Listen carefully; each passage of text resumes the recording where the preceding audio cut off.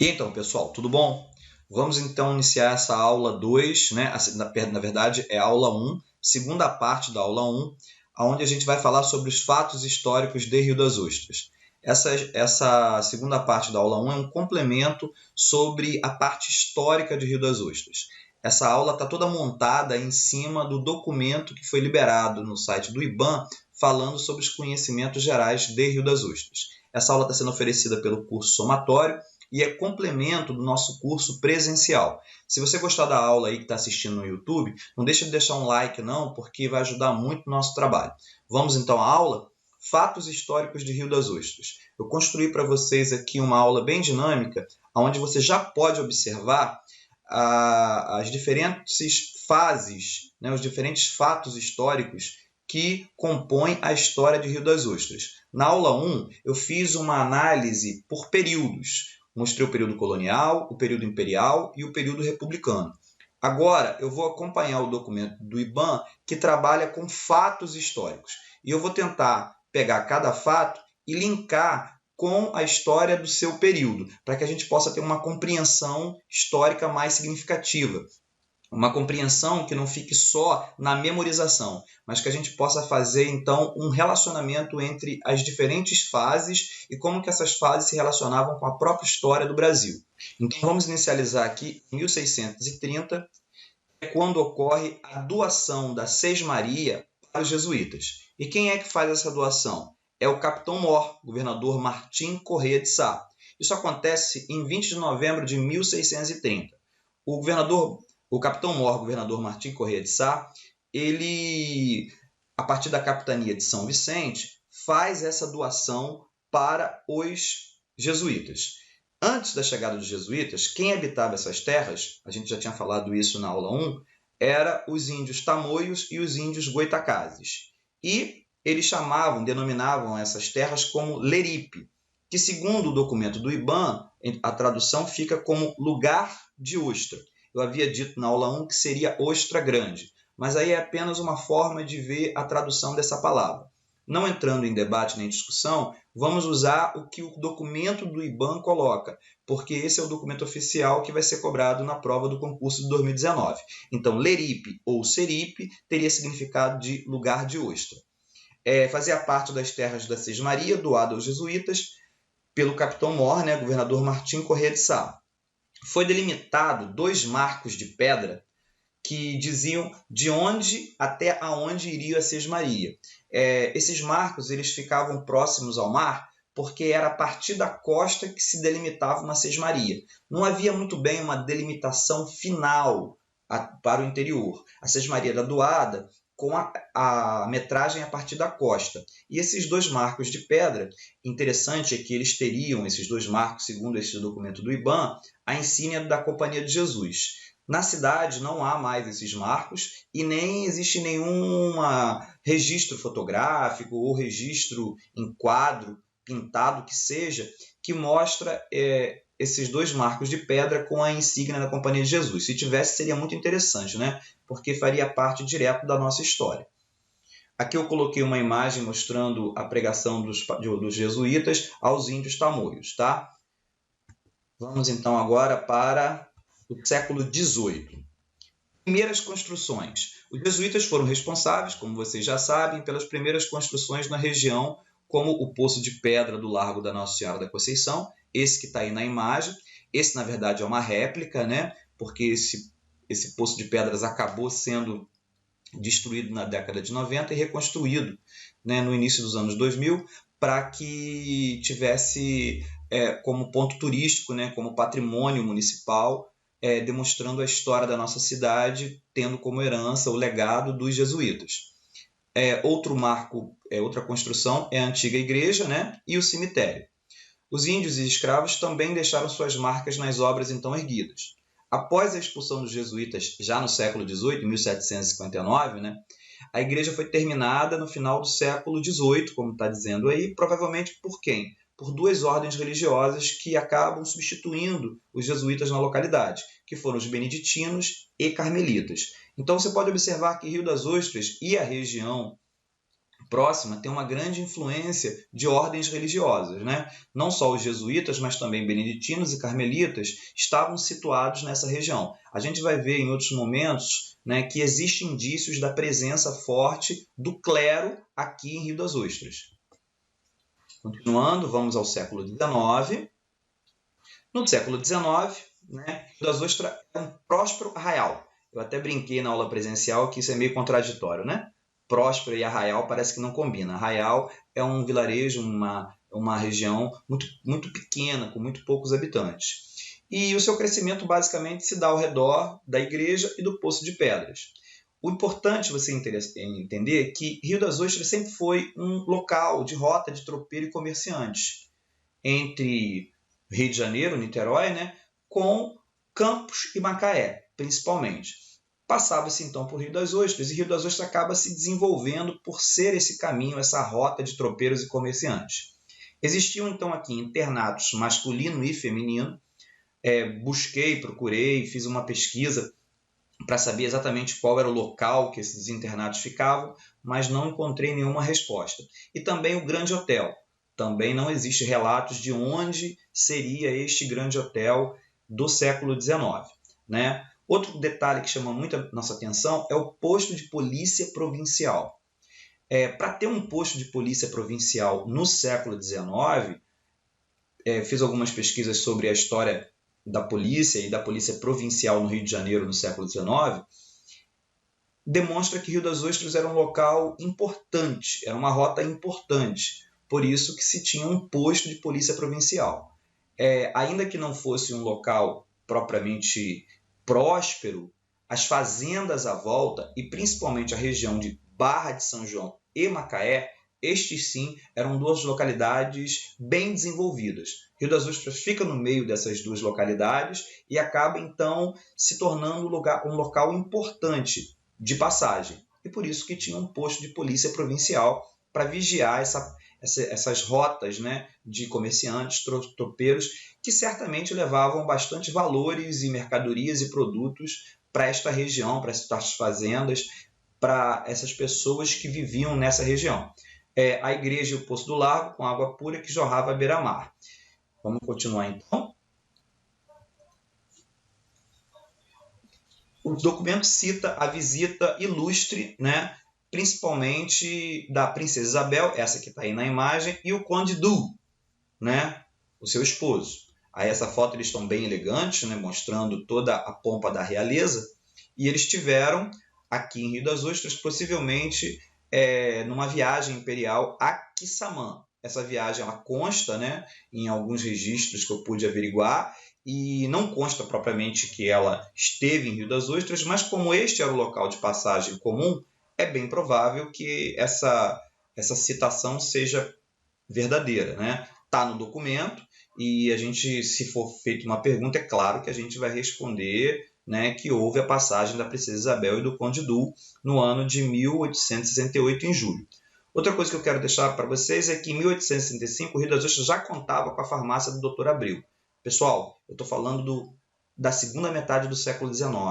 Uma farmácia, né, o boticário, como era chamado na época, era algo que demonstrava que havia pessoas importantes que consumiam esses produtos que não eram de uso comum num Brasil rural. Então, demonstra que essas localidades com as farmácias, ditas farmácias, elas eram locais prósperos, demonstrando então que havia algumas pessoas importantes nessa localidade que faziam consumo desses produtos. Outro fato que é relatado nesse texto é que vários rioestrenses embarcaram como voluntários para a Guerra do Paraguai, que ocorre mais ou menos nesse período, né? Em 1869, outro fato que demonstra que houve um grande avanço nessa localidade e que era uma localidade econômica importante, foi a linha telegráfica, né? Ela é inaugurada entre Macaé e Rio de Janeiro. Eu costumo brincar com meus alunos que o telégrafo é o pai do telefone, que é avô do pager e acaba sendo bisavô da internet, né? Então, o telégrafo era uma comunicação dinâmica feita por código Morse, mas usando energia elétrica, e essa linha telegráfica ela passava por Rio das Ostras. Eu vou mostrar para vocês que eu tenho um documento que eu encontrei que mostra exatamente que em Rio das Ostras tinha um posto de telégrafo e também havia esse posto em Barra de São João. Tudo bem? Vamos continuar então. Educação e o futuro presidente. Mostrando para vocês então que os fazendeiros da região eram prósperos, dá para se perceber a partir da criação de escolas.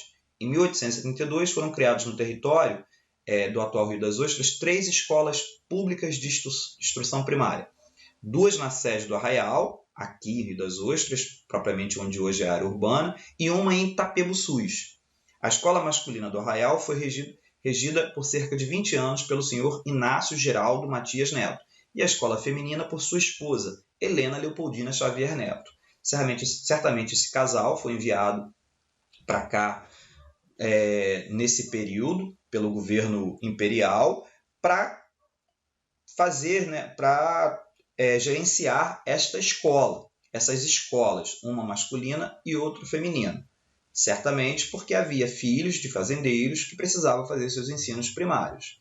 Destacando-se então que no ano de 1882 e 83 a presença de um ilustre aluno. Para vocês terem uma ideia da força política dessa região, o futuro presidente brasileiro Washington Luiz Pereira de Souza, que foi presidente no período da República dos Fazendeiros, no início do século XX, ele era filho, do proprietário da Fazenda União. Essa fazenda, hoje, ela é uma reserva biológica, chamada de Rebio, pertence à União. Essa fazenda era chamada de Fazenda União e era uma fazenda muito próspera. Em 1896 foi criado um outro estabelecimento de ensino público ainda mais próximo dessa fazenda, porque essa fazenda fica muito próxima hoje à Rebio, à reserva da União, onde é a localidade de Rocha Leão, em Rio das Ostras. Está aí uma imagem, uma foto do presidente, Washington Luiz Pereira de Souza. Mais tarde, o Washington Luiz vai estudar no Pedro II, no Rio de Janeiro, mas ele fez o ensino primário por 2 anos aqui em Rio das Ostras. Está bem elegante aí, com essa barba aí do início do século XX. Muito legal essa parte da história. Isso demonstra que havia pessoas com posses em Rio das Ostras e também com influência política. Isso vai se traduzir em outras coisas que vocês vão ver à frente. Me acompanhe.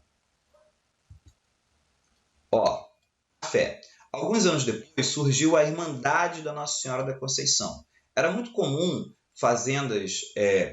famílias mais abastadas, famílias proprietárias de terras, montarem irmandades. E essas irmandades normalmente tinham como principal finalidade arrecadar fundos, verbas, para melhorias nas paróquias, nas igrejas locais.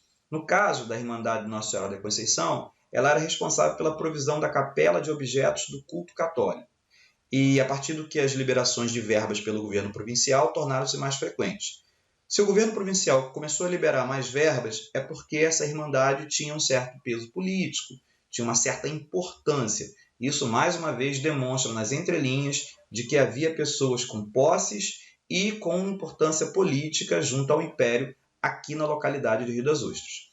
Tal fato possibilitou, então, finalizar a construção da Torre da Capela e do cemitério em 1887.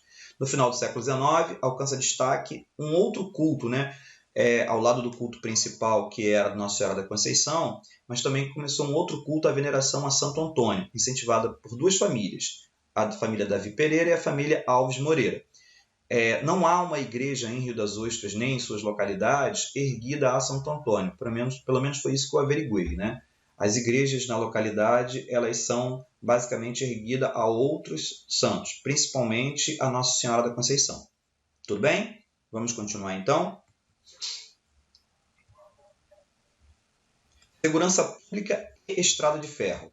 2 formas de demonstração da prosperidade na localidade. Lembrando que o Segundo Reinado, que fica na segunda metade do século XIX, é um período de prosperidade para o Brasil, principalmente por conta da produção cafeeira, na região sul do Rio de Janeiro, no chamado Vale do Paraíba. O capital gerado pelo café fez com que várias estradas de ferro acabassem surgindo em todo o território nacional, mas principalmente no Rio de Janeiro e São Paulo. O Rio de Janeiro se destaca pela estrada de ferro Leopoldina, que vem para esse lado norte e nordeste e noroeste do Rio de Janeiro. E passa por Rio das Ostras, que tinham duas estações. A estação da União, que mais tarde se chama Rocha Leão, essa que você está vendo na imagem, e a estação de Califórnia. Outro detalhe é que havia um destacamento policial que era responsável pela segurança pública de Rio das Ostras e contava com 2 ou 3 homens. Parece pouco, mas naquela época era a quantidade necessária para se manter a ordem e a paz, o sossego, como descrito nos documentos da época, né, na região de Rio das Ostras e Barra de São João e Indaiaçu, que mais tarde vai virar Casimiro de Abreu. Ao longo da segunda metade do século XIX, inclusive com um cabo de cavalaria. Então não era só 2 ou 3 homens, também havia um cabo de cavalaria montada que podia fazer, por exemplo, diligências e incursões com mais rapidez. Em 1891 foi criado então o 3º Distrito Policial de Barra de São João. Barra de São João era a localidade principal neste período, e esse 3º distrito vai ser criado justamente em Rocha Leão. Em abril de 1878 vai ser inaugurada então a ligação ferroviária entre Rio Bonito e Macaé, com as estações da União, atual Rocha Leão, e Califórnia, ambos no território riostrense, e um melhoramento que os fazendeiros da época, os produtores e os comerciantes, para escoar suas produções, né, sempre esperavam e desejavam. Aqui eu tenho um mapa da estrada de ferro, né, Leopoldina. Essa aqui azul, ó, você pode observar, ela passa aqui por Rio Bonito e em 1888 faz a ligação entre Rio Bonito e Macaé. Aqui nós temos então a estação de Rocha Leão e a estação de Califórnia. Essas duas estão dentro do município onde hoje é o município de Rio das Ostras. Havia Rio Dourado, Professor Souza, e também aqui em Boacica e a própria de Macaé. Como vocês podem observar, haviam ramais que interligavam aqui para a região de Serra de Macaé, e havia um outro ramal que ligava até Madalena, como você pode observar aqui. Ó. Isso é muito interessante. A ligação entre as localidades na época do Brasil Imperial era basicamente de trem, não havia as rodovias. Então a economia escoava por onde havia as ferrovias. E vai ser justamente estas regiões aqui, ó, de Rio das Ostras, como Rocha Leão e Califórnia, que vão se desenvolver muito no período. E no caso de Casimiro de Abreu, Barra de São João, que vai se tornar então um lugarejo muito próspero e que vai ser a sede do município antes de mudar de nome para Casimiro de Abreu, que só vai acontecer em 1925. Me acompanhe então, vamos lá. Ninguém dormindo aí não, né?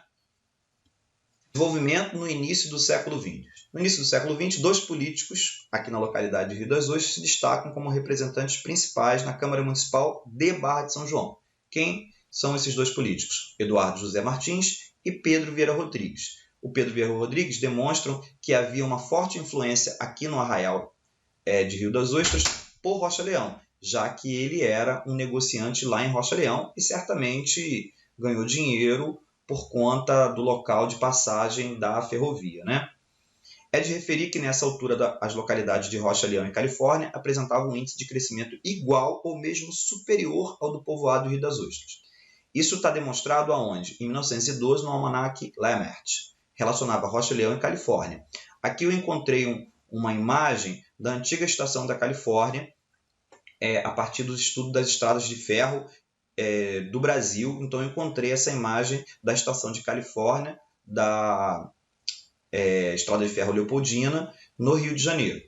E também fiz uma pesquisa no almanaque Lammert para saber sobre essas informações do administrador do cemitério, 2 comissários de polícia, uma professora de escola mista, um agente do correio, além de diversos comerciantes, agricultores e lavradores. Aqui eu trouxe então, não existe o registro do anuário almanaque Lammert na internet de 1912. Você tem, ele acontece desde 1880 mais ou menos até 1940. Eu encontrei 1911 e 1913. Aí é que eu trouxe a capa do 1913, e o 1913 traz informações também sobre Rocha Leão e Califórnia. Aqui, por exemplo, mostra que havia agências do correio em Rio das Ostras. Aqui mostra as agências urbanas que havia o correio. Aqui mostra que essas agências elas foram criadas no período de 30 de dezembro de 1889, né, na época da proclamação logo após a proclamação da República. E o correio, então, ele tinha horários, que isso está no almanaque, dizendo para qual horário que ia para qual localidade.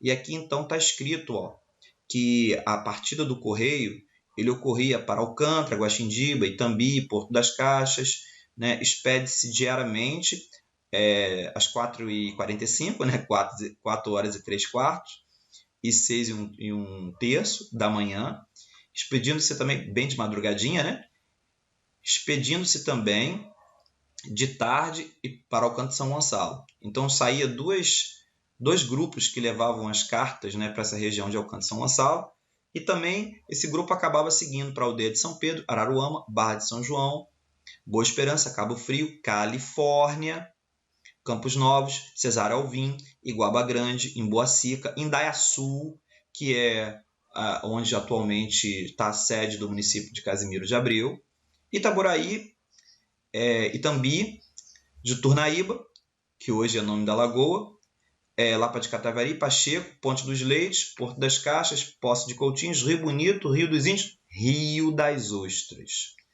Isso é muito interessante. Aqui está em ordem alfabética. Está aqui Rio das Ostras, Rocha Leão. Então, Califórnia, Rio das Ostras e Rocha Leão, na localidade de onde hoje é Rio das Ostras, tinham postos de correio. Isso é muito interessante. Está no Almanac Lemert. Outra coisa que eu encontrei foram justamente as estações do telégrafo, né, nos diversos estados do Brasil. Aí aqui eu coloquei uma setinha mostrando que havia, então, um posto de telégrafo em Califórnia, Rio de Janeiro, e Rocha Leão, Rio de Janeiro, ambos onde hoje é o atual Rio das Ostras. Isso demonstra que essa região era uma região, de certa forma, de prosperidade no período imperial. Aqui o documento cita, essa é a estação de Casimiro de Abreu, e o documento cita que foi em 1925 que a sede do município de Barra de São João muda para Indaiaçu, que passa a se chamar Casimiro de Abreu, né? Essa lei foi a lei de número 2013, de 23 de 11 de 1925. Sendo então Indaiaçu passa a se chamar Casimiro de Abreu, Rio das Ostras, Rocha Leão, Califórnia, são regiões que passam então a pertencer à administração de Casimiro de Abreu, que mais tarde Rio das Ostras vai se emancipar. Então foi em 1925 que o município passa a se chamar Casimiro de Abreu e a sede passa a ser em Indaiaçu, onde é a sede até hoje. E Barra de São João, que era a sede, se torna então o segundo distrito de Casimiro de Abreu. Mais tarde, em 1970, como a gente vai ver, Rio das Ostras se torna o terceiro distrito de Casimiro de Abreu, antes da sua emancipação em 1992. Perde aí não, hein? Me segue. As principais atividades econômicas no início do século XX. Bom, Rio das Ostras se destacava pela produção pesqueira, que era a principal fonte de renda, enquanto as outras localidades produziam café, extraíam madeiras nobres e lenha das matas, né? Além da produção de cana-de-açúcar, principalmente em Itapebuçus e Rocha Leão. Mas a produção de cana-de-açúcar era muito mais forte em Campos e Macaé, tá? 1928. Em 1928, demonstrando que havia importância política desta região junto ao governo do Estado e ao governo da União, mostra que houve reformas e outras igrejas importantes. A Igreja de Nossa Senhora da Conceição de Rio das Ostras, em 1928, passa por uma reforma, sob a liderança do barrense, né, que nasceu em Barra de São João, o então diretor da Aviação e Obras Públicas do Estado. Esse morador de Barra de São João se torna então diretor de Viação e Obras Públicas do Estado do Rio de Janeiro. Quem era ele? Manuel Antunes de Castro Guimarães Júnior. Os outros dois templos religiosos que atraíam os moradores da região eram a Igreja de Nossa Senhora da Conceição de Rocha Leão e a Capela de Nossa Senhora das Neves, em Califórnia. Agora vamos então falar da criação do terceiro distrito em 1970. Aí eu trouxe uma imagem aí da antiga ponte, antes de ser a ponte estaiada que é hoje, uma ponte bonita aqui de Rio das Ostras, havia essa ponte mais simples que cortava o Rio das Ostras, né? Também chamado de Leripe. No entanto, o Rio das Ostras permanecia como vilarejo pertencente à Barra de São João, que era então distrito de Casimiro de Abreu. Então, em abril de 1968, o vereador Joaquim Marchon de Araújo, ele indica à mesa diretora e ao plenário da Câmara Municipal de Casimiro de Abreu a criação do terceiro distrito casimirense, com sede em Rio das Ostras. Tal indicação, apoiada pela maioria do corpo legislativo, gerou então a resolução número 1 de 1968, aprovado no Decreto-Lei 225, na data de 17 de março de 1970. Ela foi sancionada então pelo governador fluminense Jeremias de Matos Fontes, tá? Tudo bem? Vamos continuar? O início do crescimento. Para demonstrar que Rio das Ostras então se torna um lugar atrativo, principalmente para veraneio, na década de 70 a atividade de veraneio no distrito se intensifica, provocando o crescimento do comércio e do número de novas construções e loteamentos, bem como também a expansão da área urbana do novo distrito. Para demonstrar isso, é fundado o Yacht Clube Rio das Ostras em 18 de 1 de 1970. Bom, um Yacht Clube é a demonstração de que havia pessoas com posses que vinham para este local, certamente pela beleza natural, né, e para aproveitar o fato de que a Baía Formosa é um local tranquilo para que você possa atracar os veleiros, né? Por isso que se cria esse Yacht Clube. E a nomeação, logo após a criação do distrito, do primeiro administrador regional, o senhor Oscar de Moraes Cordeiro. Esse crescimento da década de 70, de certa forma, é resultado de algumas coisas que a gente vai ver adiante, principalmente essas daqui. Ó. Eu até criei uma matemáticazinha. Rodovias mais energia é igual a crescimento. Vamos ver por quê.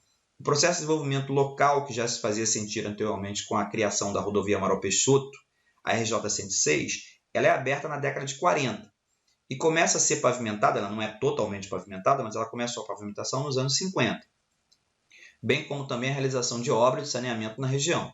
Foi também estimulado principalmente com a abertura da BR-101 em 1974, que também é o mesmo ano que se inaugura a Ponte Rio-Niterói. Bom, com a ponte, com a BR-101 e também com a RJ-106, o acesso a Rio das Ostras se torna mais facilitado. E por isso que começa um crescimento, principalmente de local de veraneio. Esse crescimento, também gerado pela estrada de ferro, acaba fazendo com que entre em funcionamento a subestação de energia elétrica em Rocha Leão, que foi ampliada em 1977, demonstrando que havia grande interesse do uso da energia elétrica na região. Porém, o fator determinante relevante que vai mudar a história da cidade e de toda essa região vai ser em 1977, com o início das obras do terminal da Petrobras em Macaé. Isso vai impactar definitivamente o destino de Rio das Ostras. Vamos para o fim agora. O quadrinho, enfim, sóis. Fala da emancipação.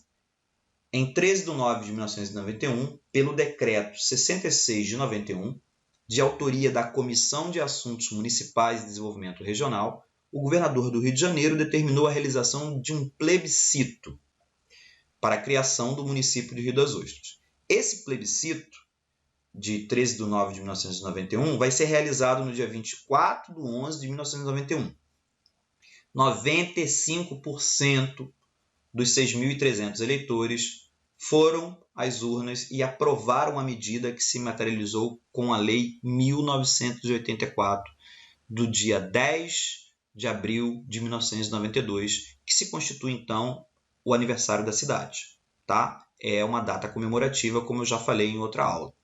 A instalação do novo município ocorreu em janeiro de 1993, com a posse, então, do primeiro prefeito, que foi o Cláudio Ribeiro.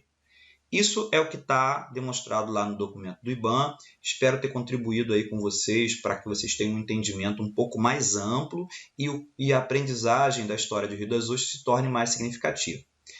Continua assistindo nossas aulas, ainda tem mais uma aula sobre conhecimentos gerais e a gente finaliza todo o conteúdo do documento que foi oferecido e aquilo que está escrito lá no edital. Tudo bem?